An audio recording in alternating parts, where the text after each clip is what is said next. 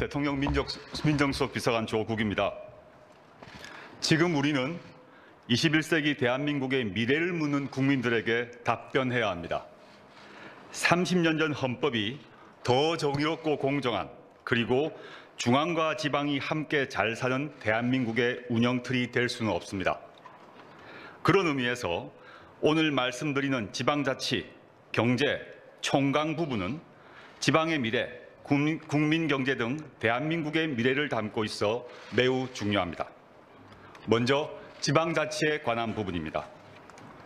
지방은 대한민국의 미래입니다.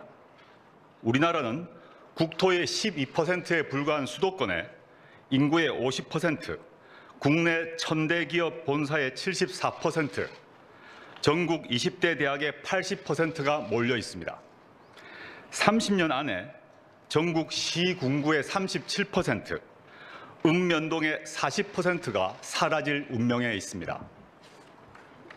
지방 분권 강화는 서울과 수도권 대 지방, 효율 대 형평의 문제가 아닙니다. 2017년 서울의 합계 출산율은 0.84명이었습니다. 합계 출산율이 1명보다 낮은 광역자치단체는 서울밖에 없었습니다. 서울은 자체 인구 재생산보다 지방으로부터 인구 유입에 의존할 수밖에 없는 구조입니다. 지방 소멸은 서울과 수도권의 부담 가중으로 이어져 궁극적으로 국가 소멸로 이어질 수 있습니다. 문재인 대통령께서도 우리나라는 오랫동안 수도권 중심의 불균형 성장 전략을 취해왔고 그 결과 수도권은 비대해지고 지방은 낙후되고 피폐해졌다. 수도권 1등 국민, 지방 2등 국민으로 지역과 국민이 분열되었다. 수도권이 사람과 돈을 빨아들이는 블랙홀이 되도록 방치해서는 안 된다라고 말씀하시면서 지방 분권과 국가 균형 발전은 결코 포기할 수 없는 국가 발전의 가치이자 수도권과 지방이 상생과 협력 속에 지속 가능한 발전을 이룰 수 있게 하는 최고의 국가 발전 전략이기도 하다라고 하셨습니다. 지방 없이는 수도권도 없고 서울도 없습니다. 대한민국의 지속 가능한 성장을 위해서는 반드시 지방 분권이 강화되어야 합니다. 이제 지방자치제도를 한 단계 발전시켜야 합니다. 자치 역량을 강화하여 지방정부 스스로 지역에 맞는 행정을 할 수 있도록 해야 합니다. 중앙정부에 집중된 행정체계를 개선해야 합니다. 이를 위해 대통령 개헌안에서는 지방분권에 관하여 첫째, 지방정부 권한의 획기적 확대, 둘째, 주민참여 확대, 셋째, 지방분권 관련 조항의 신속한 시행 등 3가지 내용을 담았습니다. 지방분권 개헌은 지방분권 국가선언입니다. 자치와 분권을 강화하는 내용의 전문 개정에 더하여 개정안 제1조 제3항에 대한민국은 지방분권 국가를 지향한다라는 조항을 추가하여 대한민국 국가 운영의 기본 방향이 지방분권에 있음을 분명히 하였습니다. 이 조항의 신설은 향후 입법과 정부 정책에 강력한 영향을 미칠 수밖에 없다는 점에서 큰 진전입니다. 지방정부 구성에 자주권을 부여하겠습니다. 중앙과 지방이 종속적 수직적 관계가 아닌 독자적 수평적 관계라는 것이 분명히 드러날 수 있도록 지방자치단체를 지방정부로, 지방자치단체의 집행기관을 지방행정부로 명칭을 바꾸었습니다. 그리고 지방정부 스스로 적합한 조직을 구성할 수 있도록 하기 위하여 지방의회와 지방행정부의 조직 구성과 운영에 관한 구체적 내용은 지방정부가 정할 수 있도록 하였습니다. 자치행정권과 자치입법권을 강화했습니다. 지방분권이 제대로 실현되기 위해서는 실질적 권한 이행이 매우 중요합니다. 미국, 독일, 프랑스 등 선진국은 중앙정부가 큰 틀의 정책을, 지방정부는 지역 주민의 삶과 직결된 문제를 결정하는 지방분권이 확립되어 있습니다. 그러나 우리나라는 지역의 특성에 맞게 정책을 시행하려 해도 국가법령의 범위 안에서만 입법이 가능해 지역별로 특색 있는 발전이 어렵습니다. 이러한 문제를 해결하고 자치권이 실질적으로 보장될 수 있도록 국가와 지방정부 간, 지방정부 상호 간 사무의 배분은 주민에게 가까운 지방정부가 우선하는 원칙에 따라 법률로 정하도록 하였습니다. 또한 지방정부의 자치 입법권이 보다 폭넓게 보장되도록 법령의 범위 안에서를 법률에 위반되지 않는 범위에서로 수정하여 법률에 정하지 않고 있는 사항도 조례로 만들 수 있게 하였습니다. 다만 주민의 권리를 제한하거나 의무를 부과하는 사항은 법률에 위임이 있는 경우에만 조례로 정할 수 있도록 하여 주민의 기본권이 침해되지 않도록 하였습니다. 자치재정권을 보장하겠습니다. 재정 확보 없이는 실질적 지방자치가 이루어지기 어렵습니다. 누리과정 사태와 같이 정책 시행과 재원 조달의 불일치로 인하여 중앙정부와 지자체가 서로에게 재정 부담을 떠넘기는 사태가 종종 있었습니다. 이 문제를 해결하기 위하여 자치사무 수행에 필요한 경비는 지방정부가, 국가 또는 다른 지방정부 위임 사무 집행에 필요한 비용은 국가 또는 다른 지방정부가 부담하는 그러한 규정을 헌법에 신설하였습니다. 그리고 지방의 오랜 수건이었던 지방세 조례주의를 도입하여 법률에 위반되지 않는 범위에서 자치세의 종목과 세율, 징수 방법 등에 관한 조례를 정할 수 있도록 하였습니다. 한편 이러한 자치재정권 보장이 지방정부의 재정을 악화시키거나 지역 간 재정 격차 확대를 초래하지 않도록 국가와 지방정부 간, 지방정부 상호 간 재정 조정에 대한 헌법적 근거를 마련하였습니다. 주민은 지방정부의 주인입니다. 주민 참여 없는 자치는 분권 없는 자치만큼 문의 없는 자치입니다. 실질적 지방민주주의 실현을 위해 지방정부의 자치권이 주민으로부터 나온다는 것을 명시하고 주민이 지방정부를 조직하고 운영하는 데 참여할 권리를 가짐을 명확히 하였습니다. 또한 주민들의 직접 지방정부의 부패와 독주를 견제할 수 있도록 법률상 권리로 보장되었던 주민발안, 주민투표, 주민소환 제도를 헌법에 규정하였습니다. 국가자치분권회의를 신설하였습니다. 중앙과 지방의 소통은 더욱 강화될 것입니다. 국가자치분권회의를 신설하여 중앙과 지방 간의 소통과 협력 체계를 구축하고 지방의 실질적 국정 참여를 확대하였습니다. 입법 과정에서 지방의 의견이 반영될 수 있도록 지방자치와 관련된 법률안에 대해서는 국회의장이 지방정부에 그 법률안을 통보하고 지방정부가 이에 대해 의견을 제시할 수 있게 하였습니다. 지방분권은 신속하게 시행될 것입니다. 지방분권 관련 조항을 포함한 이번 개정안은 원칙적으로 공포한 날부터 시행됩니다. 이를 위해 개정헌법에 따른 지방정부가 구성되기 전이라도 개정헌법에 지방자치 규정을 적용하는 경과 규정을 두었습니다. 대통령께서는 지난 13일 개헌특위 보고를 받는 자리에서 지방분권을 강화하는 것은 이번 지방선거를 통해 선출되는 지방정부와 함께 시행되도록 할 필요가 있다라고 하신 바 있습니다. 대통령의 말씀에 따라 기본권 조항과 함께 지방분권 조항은 이른 시기에 시행할 수 있도록 하겠습니다. 지방분권 강화에 대해서도 국회에서는 이미 동의가 이루어져 있습니다. 개정헌법의 정신이 입법으로 실현될 수 있도록 적극 도와주시기를 간곡히 부탁드립니다. 다음은 총강에 관한 부분입니다. 총강에 수도 조항과 공무원의 전관예우 방지 근거 조항을 신설하였습니다. 헌법재판소는 수도에 관한 사항을 관습 헌법에 속하는 것으로 보면서 수도 이전을 위해서는 헌법 개정이 필요하다고 판시한 바 있습니다. 국가기능 분산이나 정부 부처 등의 재배치 필요도 있고 나아가 수도 이전의 필요도 대두될 수 있으므로 이번 개정을 통해 수도에 관한 사항을 법률로 정하도록 하였습니다.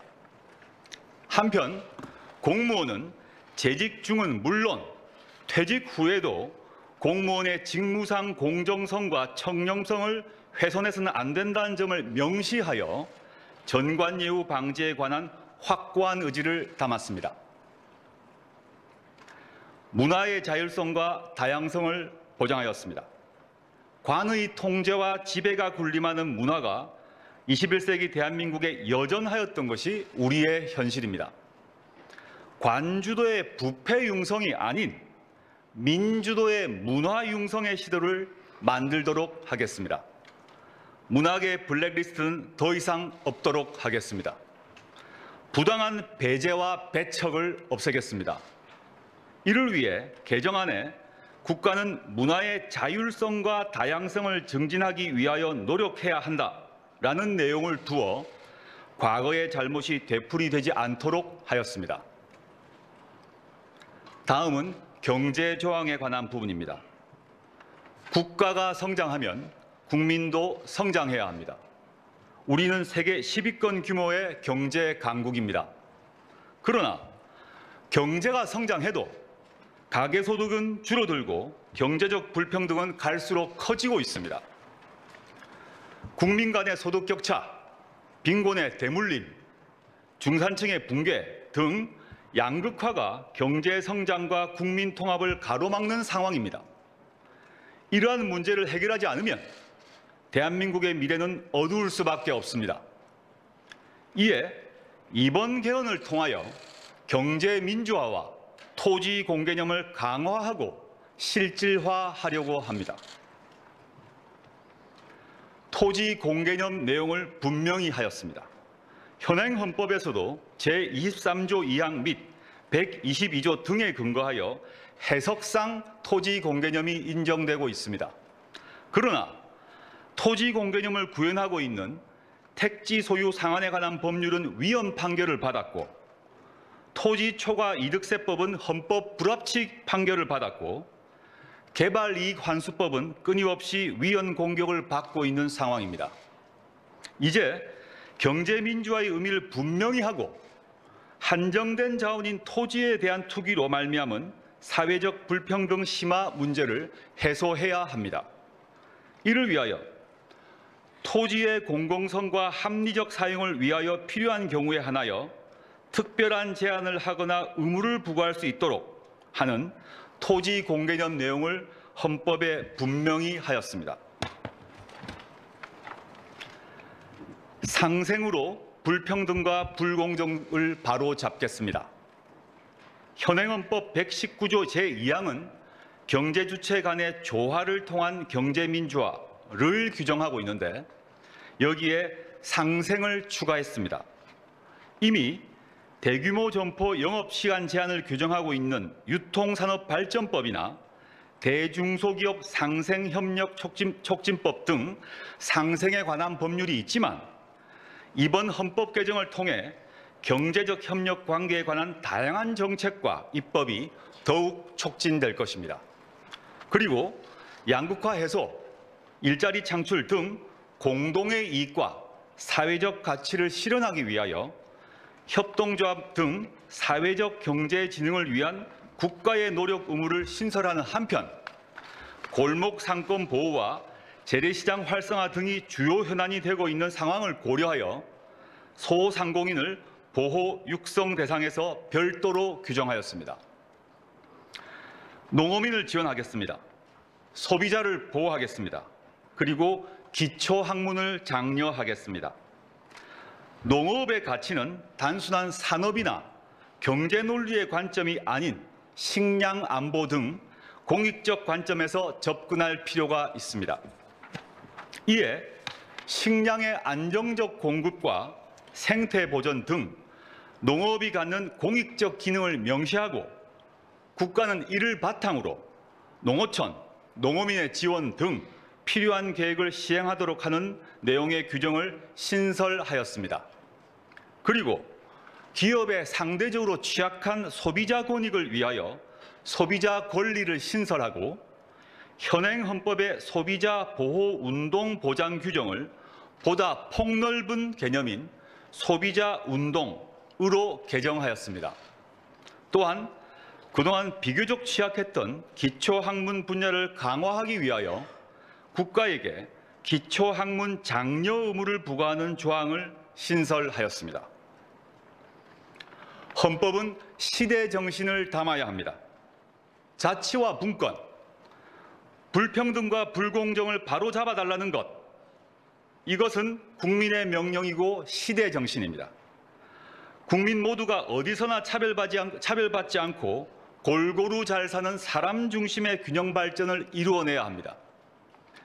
지난 대선에서 대선 후보 모두가 지방 분권 개헌을 주장했고 정치권은 모두 경제적 집중과 양극화 해소, 불공정 거래와 갑질 근절을 외치고 있습니다. 이제 구호가 아닌 행동이 필요합니다.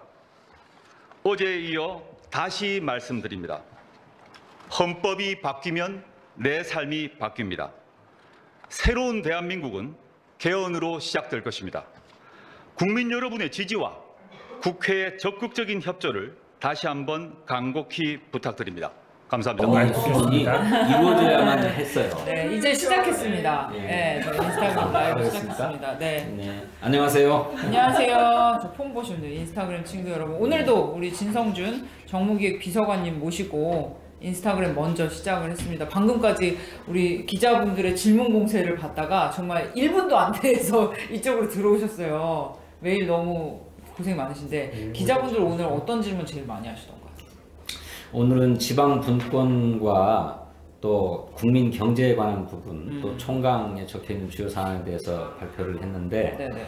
주로 지방 분권을 한다고 하면 도대체 어느 수준까지 지방 정부에 권한을 넘긴다는 것이냐. 네.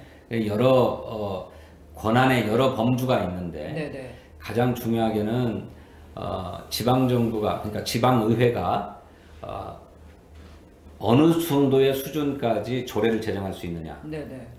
법률과 똑같은 효력의 조례를 제정할 수 있다면 이거는 연방제 국가입니다. 아, 네. 그런데 어느 수준까지 하겠다는 것이냐 이렇게 물었던 것이고요. 그렇군요. 10초 전입니다. 저희 유튜브, 페이스북으로도 인스타그램으로도 계속 진행하니까요. 시청해 주시고요. 개헌 특집 내일까지 3일 동안 진행이 됩니다. 예, 오늘도 역시 우리 깨알같은 설명해 주실 진성준 정무기획 비서관님과 같이 해볼게요. 유튜브와 페이스북 청와대에서 전해드리겠습니다.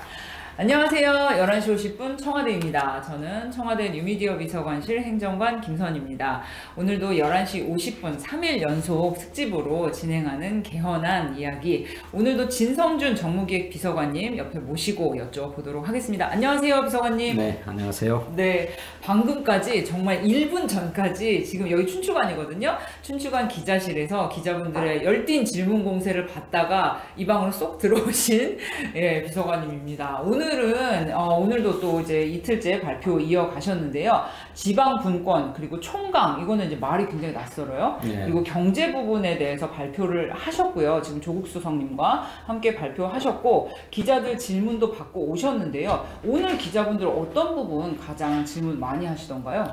역시 지방 분권에 대한 관심이 제일 높았습니다. 네네. 그래서 과연 중앙 정부가 독점하고 있는 권한을 지방 정부에 얼마만큼 넘겨줄 것이냐, 네. 그 범위와 한계가 정확히 어떻게 되는지를 확인하기 위해서 기자들의 질문이 많았고요. 또 하나 국민경제 관련 조항에서는 역시 경제민주화 조항을 어떻게 손을 봤는지, 또 토지 공개념은 도입되는지 하는 데 대한 질문이 많았습니다. 그렇습니다. 오늘 참 고생하셨고요. 기자분들이 굉장히 계속 질문하시는데 저희가 11시 50분 시간이 돼서 어쩔 수 없이 모셔왔어요. 잘 해주셨습니다. 네. 기자분들께는 죄송하고요. 어제 전문과 기본권 부분 말씀을 하셨고 오늘 지방분권, 총강, 이제 경제 분야 말씀을 하셨는데요. 왜 이렇게 묶어진 건가요? 일단 총강이라는 부분은 용어 자체가 낯설고요. 왜 지방분권, 총강, 경제 이렇게 묶여졌는지가 또 궁금합니다. 뭐 특별히 기준이 있어서 묶인 건 아닙니다. 네네.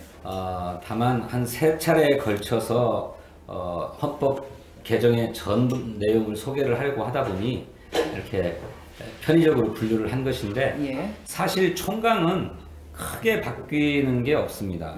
국가의 전체적인 사항을 정하는 거거든요. 네. 근데 가령 대한민국은 민주공화국이다. 네. 뭐 모든 권력은 국민에게 있고 국민으로부터 나온다. 네, 뭐 네. 이런 조항들이 국가의 기본에 관한 사항들을 정하고 있는 것이 총강이거든요. 국가를 규정하는 큰 내용들을 정하는 것이 예, 총강. 그것을 총강이라고 하는 장으로 묶어놓고 있습니다. 네네. 그래서 총강에 들어간 거는 대한민국의 수도를 어떻게 할 것인지, 세종시라고 명기가 되는 건지 아니면 부산시라고 명기가 되는 건지 이런 거 궁금했었어요. 그런데 이번 발표에서는 대한민국의 수도에 관한 사항은 법률로 정한다. 그래서 수도를 어디로 할 것인지, 또 행정수도 외에 뭐 경제수도, 문화수도 이런 개념이 있을 수 있는지 하는 문제는 국회가 논의해서 법률로 정하도록 이렇게 하는 헌법적 근거를 만들었는데, 다만 과거에 헌법재판소가 대한민국의 수도가 서울이라고 하는 것은 관습 헌법이다 네. 라고 하는 판결을 내려서 그래서 행정수도 위헌 판결. 그래서 위헌 판결을 했는데 이제 대한민국의 수도는 관습 헌법으로 정해지는 게 아니라 법률로. 헌법과 법률로 정해지는 거다라고 하는 걸 분명하게 했습니다. 그렇습니다. 오늘 굉장히 많은 부분 할애해서 조국 수석께서 발표하신 부분이 지방 분권인데요. 지방 분권 사실 오래된 얘기죠. 뭐 지속 가능 발전, 뭐 균형 발전 다 이제 지방 분권에 해당되는 얘기고 방금도 언급하셨지만 이제 수도 이전 문제도 거의 10년 전에 있었던 얘기고요. 그런데 이번 개헌안 내용 속의 지방 분권 어떤 내용이고 왜 필요한가요, 비서관님? 이 지방 분권 문제도 내용이 굉장히 광범위해서 설명하기 참 어렵습니다만 그냥 뭐 간단하게만 말씀드리면 중앙정부 국가가 독점하고 있는 권한들을 지방정부에 넘겨줘야 되는데 네네. 그 권한의 범주를 보면 여러 가지가 있어요. 가장 중요한 거는 입법권, 법률을 만드는 문제입니다. 예. 근데 이 입법권의 일부를 지방정부에도 넘겨줘야 되겠는데 어떻게 넘길 건가? 법률과 충돌하지 않는 범위 내에서 지방정부가 자체적으로 조례를 만들 수 있다. 네. 법률에 위반되지만 않으면 어떤 조례든 만들 수 있다. 다만 국민의 기본권을 제약하는 것은 법률에 위임이 있어야 된다. 예. 라고 하는 한계 속에서 자치입법권을 보장했습니다. 그렇군요. 그 다음에는 자주재정권이라고 하는 게 다시 말해서 지방정부가 세금을 어떻게 거둘 수 있느냐 하는 네. 문제예요. 이것도 법률에 위반되지 않는 범위 내에서 지방세를 거둘 수 있도록 했습니다. 네네. 그래서 지방정부가 자기 일을 하는데, 주민을 위해서 일을 하는데 필요한 돈은 자기 판단으로 지방세를 거둘 수 있도록 한다. 다만 이것도 법률과 충돌하지 않는 범위 내에서 이중과세를 방지하지 않는. 이렇게 지역별로 지역의 어떤 특성이나 주민들의 워낙 요구하는 바에 따라서 각각 이제 지역별 특성 개성에 따라서 뭐 법률이나 이런 것들을 만들고 세금도 거둘 수 있고 네. 이런 내용이란 말씀이시죠? 그렇습니다. 네, 네. 그렇군요. 또 하나 더 중요한 게 있는데요. 또 하나는 지방재정조정제도라고 하는 겁니다. 네. 시도마다 또 시군구마다 인구도 다르고 또 거기에 있는 공장과 회사가 달라서 세금을 걷자고 해도 세금의 양이 크게 차이가 나요. 이를테면 그렇죠. 부자 도시가 있고 가난한 도시가 있잖아요. 재정 자립도가 낮은 동네가 있고 그렇죠. 높은 동네가 있고 네네. 또 국가가 국세로 걷어가서 더 이상 세금을 거둘 수 없는 데도 있을 거예요. 네. 그러면 국가와 지방정부 간에 합리적으로 재원을 나눌 수 있도록 하는 조정제도를 두었고, 또 그렇게 가난한 도시와 부자 도시 사이에 재정 불균형이 너무 심하니까 서로 조정할 수 있는 제도도 만들 수 있도록 하는 근거도 헌법에 만들었습니다. 그래서 전국이 좀 고르게 발전할 수 있도록 하는 그런 내용을 헌법에 담았다고 하는 설명을 해주셨습니다. 제가 질문을 준비를 했는데 이렇게 한꺼번에 종합해서 간략하게 설명을 해주셔서 진도가 빨리 넘어갈 수 있을 것 같습니다. 어제 발표에서는 이제 국민 발안, 이제 국민이 이제 입법을 낼 수 있는 그런 국민 발안, 또 국민 소환제 말씀을 하셨는데요. 이 내용에 대한 반응이 또 온라인에서는 굉장히 뜨거웠어요. 네, 국민 참여를 확대한다는 측면에서 굉장히 긍정적인 반응들 많았는데요. 오늘은 이제 주민 소환제 그리고 주민 투표제도 말씀을 하셨는데 이것도 역시 국민 참여를 확대하자는 일환이겠죠. 예, 그렇습니다. 그런데 지금 헌법을 개정하지 않아도 주민 투표, 주민 소환, 주민 발언은 가능하도록 법률에 되어 있습니다. 네. 그렇지만 이것의 헌법적 근거를 분명하게 하자라고 해서 지방정부가 권한을 많이 갖는 만큼 그 지방정부도 역시 주민의 통제 속에 있는 거다. 지방자치권이라고 하는 것도 우리 국가의 주권이 국민으로부터 나오는 것처럼 그렇죠. 지방정부의 자치권이라고 하는 것도 주민으로부터 나온다라고 하는 걸 분명하게 하고 그 주민의 자치권을 보장하고 실현하기 위해서 직접 민주주의의 형식인 주민 투표, 주민 소환, 주민 발언을 헌법에 규정하도록 명확히. 하는 것입니다. 가끔 뉴스 보면 이제 주민 소환제를 어떤 지역에서 주민들이 모여서 했다 이런 뉴스들이 나오는데 실제적으로 그게 효과를 발휘하거나 그러진 못하는 경우들이 많잖아요. 네, 뉴스를 보면 나오는데 이렇게 헌법에 정확히 규정을 함으로써 주민들에게 권한을 더 많이 돌려드리고 뭐 분권을 강화하겠다 이런 말씀 같습니다. 비서관님 오늘 발표하신 내용 중에 제가 아침에 이 내용 공부하면서 총강이라는 부분이 있는데 그 용어 자체가 굉장히 낯설었어요. 총강이란 뭔지 잠깐 말씀하셨는데 간단히 설명. 한번 더 말씀드릴까요? 네네네. 총강은 전체적인 대강이다 이런 뜻인데 대한민국이라고 하는 국가는 어떻다라고 하는 걸 전체적으로 규정하는 부분을 총강이라고 하는 장으로 묶은 것입니다. 그래서 여기 총강에는 대한민국은 민주공화국이다. 또 대한민국의 국민이 되는 요건은 법률로 정한다. 뭐 이렇게 규정돼 있는 겁니다. 그렇군요. 나라를 총론적으로 규정하는 그런 내용들을 담고 있는 것이 총강이라고 합니다.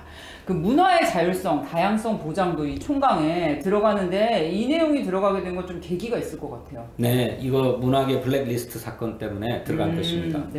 문화라고 하는 것을 국가 권력이 통제할 수 없지요. 그렇죠. 더구나 정권의 비판적인 문화 예술 행위를 했다고 해서 블랙리스트를 만들고 지원을 차단하고 하는 일은 야만 국가에서나 독재 국가에서나 있을 수 있는 일인데 불행하게도 대한민국 21세기 대한민국에서 그런 일이 벌어졌죠. 그렇습니다. 그래서 이제 더 이상 그런 일이 발붙이지 못하도록 국가는 문화가 자율적으로 또 다양하게 꽃피울 수 있도록 노력해야 된다라고 하는 조항을 만드는 명확하게 총강 안에 넣으신 거죠. 경제 조항 안에는요 일단 토지 공개념이 눈에 띄고요 상생, 농어민과 소비자 보호 이런 부분이 들어갑니다. 토지 공개념에 대해서는 기자분들 방금 질문도 많았고요. 나머지 부분은 이제 약자, 경제적으로 좀 약자의 보호 느낌이 강합니다. 이 부분 좀 설명해 주시죠.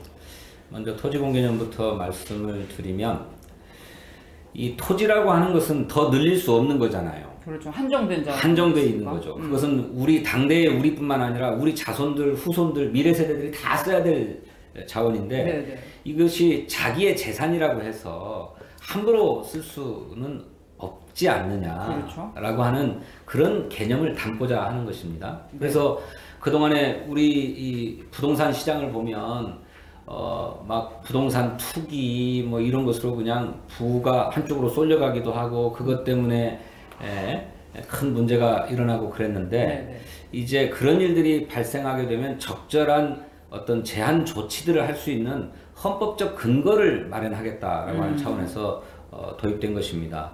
가령 뭐 토지를 일정 규모 이상으로는 보유할 수 없도록 하는 법이나 또는 토지를 보유함으로써 생긴 초과 이득에 대해서는 환수할 수 있도록 하는 법률들이 과거에 입법된 예가 있었는데 그게 헌법재판소에서 전부 위헌 판결을 받았죠. 초과이익 환수제라든지. 그렇습니다. 그래서 이제는 그렇지 말고 부동산 문제가 그렇게 심각해져서 부의 불균형과 불평등이 너무 심화가 되면 그런 조치도 할 수 있다. 그 헌법적 근거, 그것이 더 이상 위헌이 아니다라고 하는 근거를 만들어내기 위해서 토지공개념을 넣은 것입니다. 그 외에도 경제민주화 조항은 크게 손보지 않았습니다만 현행 헌법 119조 제2항에는 그런 경제 균형적인 발전을 위해서 경제 주체들 간의 조화를 통해서 경제 민주화를 할 수 있다 이렇게 돼 있는데 그거를 경제 주체들 간의 상생과 조화를 통해서 하고 넣습니다. 네. 그래서 경제 주체, 기업 또 국가, 가게가 다 경제 주체인데 그렇죠? 이 경제 주체들이 서로 상생하고 조화를 이루어서 경제 민주화를 실현해 나가도록 조치할 수 있다라고 하는 규정. 그래서 상생이라고 하는 개념을 더 넣어서 국가가 조금 더 적극적으로 조치할 수 있는 근거를 마련했습니다. 네. 또 뭐 대기업, 뭐 중소기업, 뭐 골목상권, 네, 뭐 네, 이제 뭐. 작은 기업이나 큰 기업, 뭐 슈퍼들 뭐 이런 많잖아요. 네, 맞습니다. 네, 이런 곳들이 이제 서로 배려하고 상생할 수 있도록 하는 내용인 것 같습니다. 네, 비서관님이 이렇게 또 깨알같이 설명을 해주시니까 오늘 아침에 또 라디오도 나오셔서 열심히 설명을 해주시더라고요. 들으면서 출근을 했습니다. 어제 오늘 개헌 발표 또 이렇게 11시 50분에 설명해주시고 많은 화제가 되고 있습니다. 조국 수석님이 이렇게 발표를 이렇게 총괄적으로 하시고 비서관님이 여러 방송을 통해서 또 11시 50분을 통해서 깨알 설명을 해주시니까 국민분들께서도 관심을 많이 가져주셔서 너무 감사한데요. 이렇게 국민들께 상세히 전해드리고 있는 점이 참 저는 너무 좋아요. 제가 국민의 한 사람으로서는 네. 일단 너무 좋은데 국회 통과가 잘 될지 국회에서 합의가 잘 이루어질지 걱정하는 목소리도 분명히 있습니다. 여기에 대해서 비서관님도 또 정무기획 비서관님으로서 걱정이 있으실 것 같아요. 어떠세요? 예, 걱정이 큽니다. 국회에서 개헌을 논의한 지는 굉장히 오랜 시간이 흘렀는데 네. 그러니까 개헌 논의가 시작된 거를 보면 거의 10년, 20년도 된 사안 같아요. 개헌이 필요하다라고 하는 얘기가 나오는 것은. 그런데 아직까지도 안 이루어지고 있지 않습니까? 네, 네. 그래서 이번만큼은 꼭 좀 개헌을 했으면 좋겠는데 각 정당들이 자기의 어떤 당리를 앞세워가지고 개헌 논의를 그냥 천연시키고 있어서 너무 걱정이 많습니다. 그런데 그분들도 우리 국민을 위한 개헌이라면 한 목소리를 낼 수 있는 게 아닌가 저는 그렇게 생각해요. 그러게요. 어저께도 발표했던 것처럼 우리 국민의 기본권을 확대한다는데 반대할 국회의원이 어디 있겠습니까? 그러게요. 지역이 고르게 발전한다는데 반대할 국회의원분들은 없을걸요? 그러니까요. 그렇기 때문에 무슨 대통령의 권력을 어떻게 나눌 거냐에만 골몰하지 말고 네. 우선 합의할 수 있는 것은 합의해서 국민을 위해서 개헌을 하고 네, 네. 여야 간에 쟁점이 아직 남아있는 부분이 있다면 그건 시간을 갖고 더 논의할 수도 있는 게 아니겠습니까? 그렇습니다. 그게 바로 대통령의 뜻이기도 한데 뭐 아예 막 대통령이 헌법 개정안도 발의하지 말라고들 하시니까 저희들 걱정이 큽니다. 네. 다시 한번 말씀드리지만 국회가 이견이 없는 부분, 그래서 국민의 기본권을 크게 확대하고 또 지방 분권을 강화하고 균형 발전을 이렇게 나가자라고 해서 합의할 수 있는 부분은 지금이라도 좀 합의해서 개헌안을 마련하고 통과시켜 주셨으면 좋겠습니다. 네, 이렇게 절절한 부탁 말씀 잘 들었고요.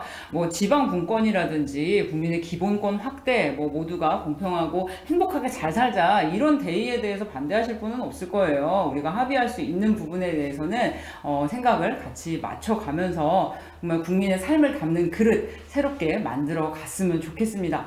비서관님 오늘까지 너무 감사하고요. 우리 뉴미디어 비서관님 계신데 혹시 내일 예고해도 돼요, 우리? 아니요, 아직 안 돼요? 네, 알겠습니다. 오늘 말씀 너무 감사하고요. 내일도 또 발표하시죠? 네, 마지막 발표입니다. 내일 이어지는 발표까지도 고생 많이 해주시길 바랍니다. 밤은 새지 마시고요. 네, 점심 식사 맛있게 하십시오. 감사합니다, 비서관님. 감사합니다. 네, 내일 저희 다시 뵐게요. 감사합니다. 몇날 며칠 밤을 새셨는데 피부 상태는 괜찮으신데 저는 밤 안 셉니다. 법무비서관님이 밤을 새죠. 법무비서관님은 밤새는 예. 살짝 새신다고 하셔도 아무도 몰라요. 비서관님.